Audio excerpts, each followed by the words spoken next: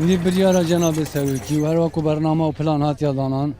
موازن پشمگی و پلان رزگار کنا باجره مثل ابرو که دست پی کردن اول ساعت 6 هزین پشمگی هر وقت این بین اول ساعت اول کنو بانا یا خود انگا و یکی دست پی کردن عملیه و دست پی کردن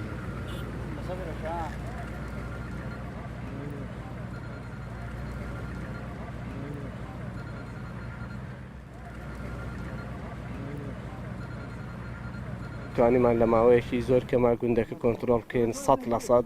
و ئێستش وەکو بینیتان پێشتر تیمەکانی هەندەسە خەریکی پوچەڵکردنەوەی مینەکانن لەبەرەوەی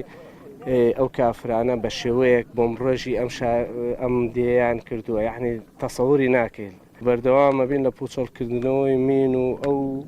شتانی کە دایاناوە یعنی بۆ نمونە بۆ مێنانەوە تەنانە سەر قەبرانەکەشیان کاول کردبوو کێلەکانیان شکانە بوو ناو قەبرەکانیان تەفقیق کردبوو کە بینیتانە و کاتەی معالەجەمانە کرد ئینشاءڵڵا بە فەزلی خوای گەورە داعش بەرەو نەمانە ڕای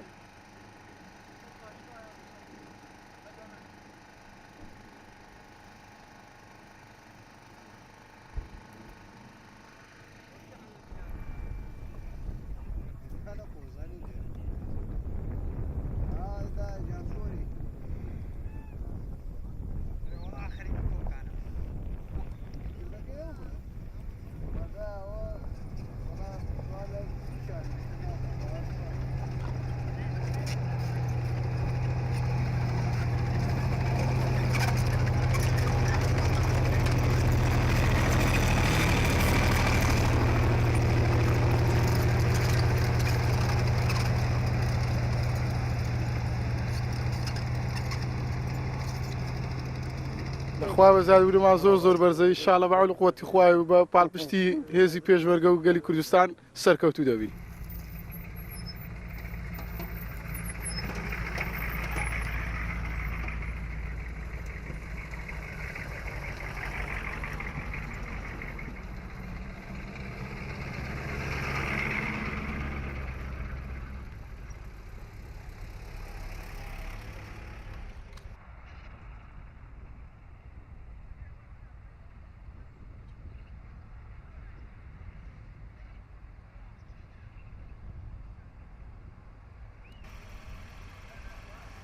ورەی پێشمەرگە گەلێک باشە خۆشمان ئامادە کردووە و دەبینین لە ساتری یەکەمین ئەوە ساترشکە ئەوە ئێستا بەڕێ دەکەوین بەرەو ئیتیجای دوژمن.